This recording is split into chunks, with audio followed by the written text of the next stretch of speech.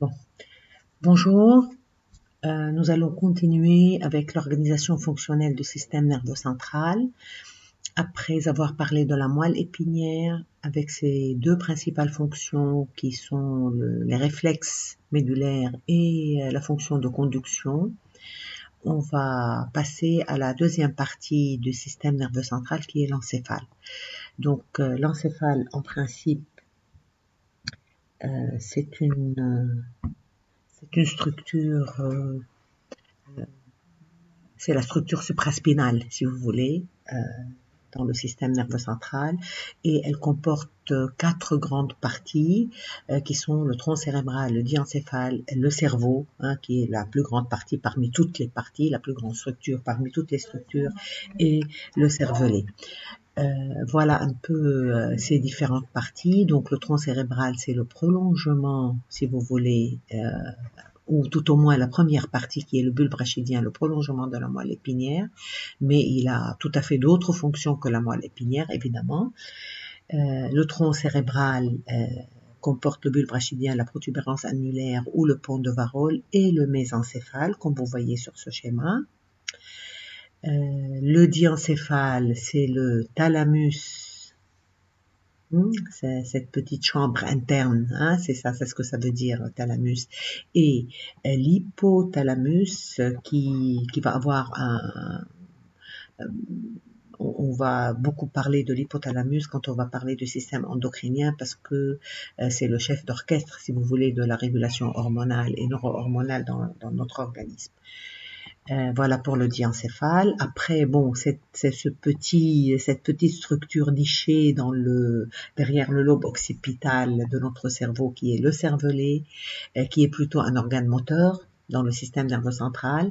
On verra de quoi il est responsable. Et pour passer à cette gros chapeau de champignon, si vous voulez, ces replis, ce que vous voyez, c'est les circonvolutions cérébrales, la matière grise, c'est le cerveau qui comporte évidemment le cortex cérébral qu'on voit ici et qui cache une substance blanche à l'intérieur desquelles il y a ce qu'on appelle les noyaux gris centraux. Donc on va voir dans chaque structure quelles sont les principales fonctions pour terminer avec, comme je vous ai dit, l'organisation fonctionnelle du système nerveux central. Évidemment, on a simplifié au maximum de point de vue morphologie. Je vous ai nommé les différentes structures. Vraiment, c'est une façon la plus simplifiée pour que vous vous situiez un peu dans cet encéphale. On peut rencontrer dans un textbook ou dans un article ou dans une revue ou n'importe quelle référence, si vous voulez, sur le système nerveux central. On peut rencontrer des appellations, par exemple, le prosencéphale, le rhombencéphale, le métencéphale, le télencéphale. Même jusqu'à maintenant, il y a dans des articles très récents, on parle du télencéphale, par exemple, dans un modèle animal ou en montrant des figures, par exemple, des enregistrements IRM fonctionnels, etc.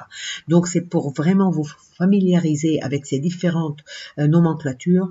Je vais vous montrer un petit tableau qui va vous expliquer un peu.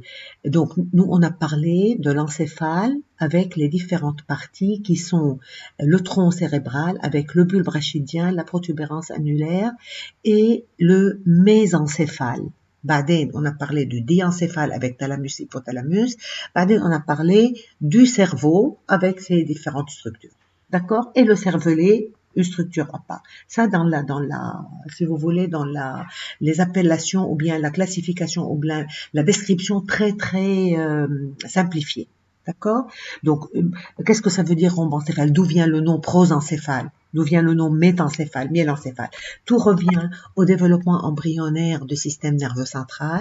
Regardez par exemple, un embryon d'1 mois, il n'a pas encore les structures définitives mises en place. D'accord? Et il y a des appellations par regroupement des structures qui évoluent tout le long de l'évolution embryonnaire. D'où ce télencéphale, ce métencéphale, ce rhombencéphale, ceux qui sont jusqu'à maintenant utilisés, si vous voulez, dans beaucoup de vocabulaire en neurosciences quand on va décrire le système nerveux central.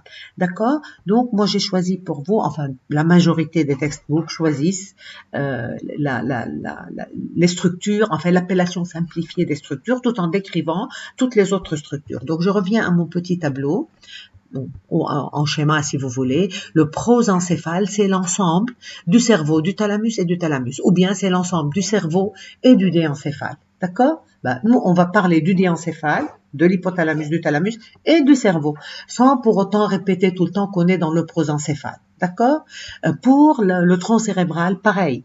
On va parler du bulbe rachidien, on va parler du pont et on va parler du mésencéphale dans une structure groupée appelée le tronc cérébral, et le cervelet, il va être étudié comme une structure à part. Mais finalement, en fin de compte, elles sont toutes des composantes de cet encéphale qui est la partie supraspinale du système nerveux central. Donc vraiment pour nous fixer les idées, d'accord? Donc je ferme cette parenthèse d'appellation et de nomenclature parce que là par exemple vous voyez l'hippocampe, l'amygdale, les ganglions de base, etc., les noyaux gris centraux dans le télencéphale qui est l'ensemble de ce cortex cérébral, hein, avec des noyaux qui peuvent se retrouver dans le cerveau même. Le cerveau qui est composé du cortex cérébral et de la substance blanche dans laquelle on peut trouver la majorité de ces noyaux. D'accord? Donc, il y a une appellation qui prend la substance grise avec les noyaux de la substance blanche et on l'appelle télencéphale, mais on est dans le cerveau. Ok? Donc, je rentre plus dans ces détails, si vous voulez, anatomiques, du moment qu'on va parler de toutes les structures de l'encéphale.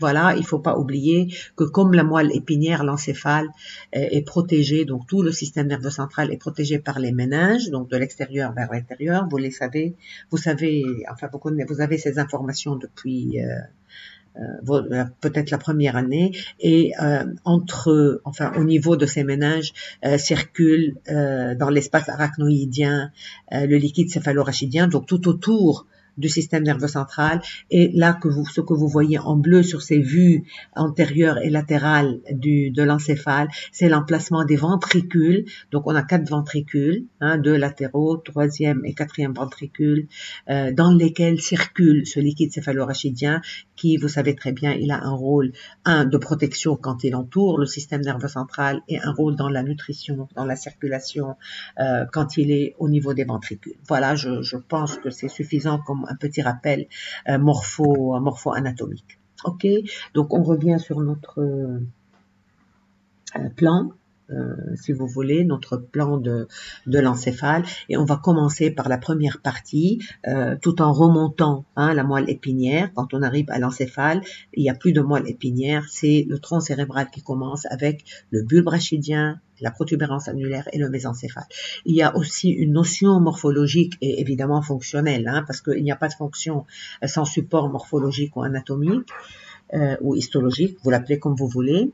Le tronc cérébral, c'est comme en continuité avec la moelle épinière. La substance blanche, elle est de l'extérieur, et de l'intérieur, elle couvre, si vous voulez, un ensemble de noyaux, d'agglomérations de corps cellulaires, tout le long de ce tronc cérébral, sous la substance blanche.